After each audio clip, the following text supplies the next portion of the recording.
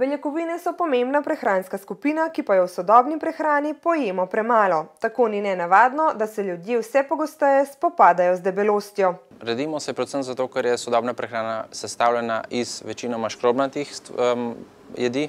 Se pravi, če gremo zdaj v restauracijo, lahko pogledava, ne vem, na krožnike, pica je izključno škrobnata, makaroni so izključno škrobnati, riž je izključno škrobnat. Če sam pogledava hamburger, je sestavljen iz kruha, gor iz kruha od spodaj, pa nekaj malega je okrog mesa, tako da tukaj spet pogledamo, da je razmerje med beljakovinami pa ogljikovimi hidrati popolnoma porušeno, zato da bi lahko imeli mi tako postavo, kot jo hočemo imeti, se pravi, da bi bili za čim manj špeha, če mu lahko temu rečem, in da bi imeli čim bolj oblikovano telo, da ne govorimo o mišicah, govorimo o lepem oblikovanem telesu. Odrasel človek bi moral na dan pojesti od 1,2 do 2 grama beljakovin na kilogram telesne teže, kar pomeni, da recimo 80 kg težak moški poje okoli 160 gramov beljakovin na dan. Če premalo beljakovin pojemo, se dogaja to, da v bistvu življenjske funkcije nam začnejo pešati, se pravi, da mišice začnejo atrofirati, se pravi, več, ko bomo imeli mišic, večja bo poraba kalorij, če bo večja poraba kalorij, bomo imeli manj špeha, kar pomeni, da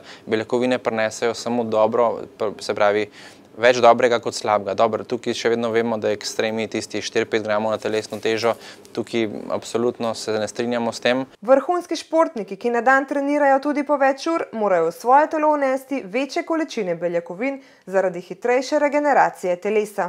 Po tekmi pa spijemo tudi spet dosti vode, proteine, seveda pa tudi hidrate je treba zaužiti. Sigurno to po tekmi, tako da takrat se poslužujemo potem nekih preparatov ali pa med samo tekmo, da se dobi neki hitri hidrati nazaj.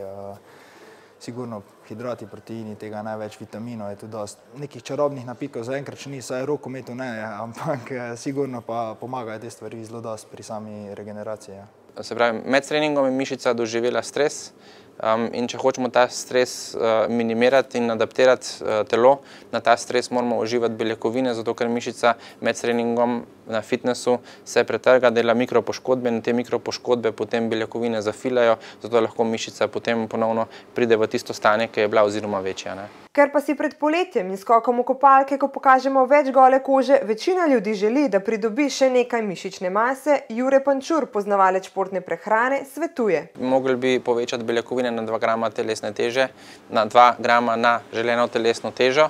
Potem ogljikove hidrate bi mogli majčkeno zmanjšati, pa mogoče zdrave maščobe majčkeno povečati. Zdaj tukaj moramo tudi vedeti, da maščob naj se ne bojimo, zdrave maščobe so zelo dobrodošle za organizem, za hormonsko ravnovesje in te stvari.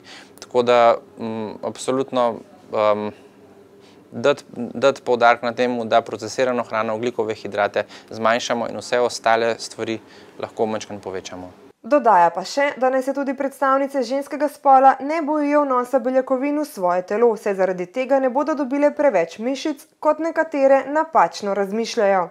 Beljakovine so gradniki našega telesa in zato si jih privoščite večkrat na dan.